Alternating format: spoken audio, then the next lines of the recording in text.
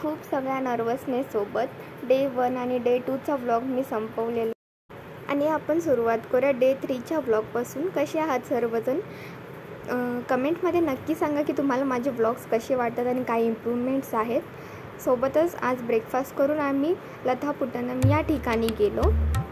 हे flag store लथा ma'am यांनी सुरुवात केले होते.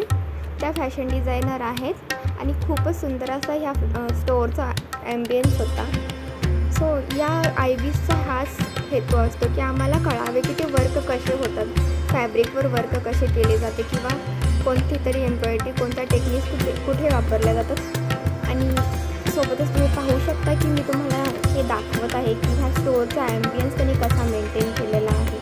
खूपच सुंदर पद्धतीने जुन्या आठवणींसोबत त्यांनी त्यांचा ॲम्बियन्स मेंटेन करायचा प्रयत्न केलेला आहे. तर तुम्ही पाहू शकता त्यांच्या ब्रँडची जी प्राईस रेंज आहे, सोबतच त्यांचा टॅग, लोगो किती मिनिमलिस्टिक पद्धतीने त्यांनी हा लोगो बनवलेला आहे.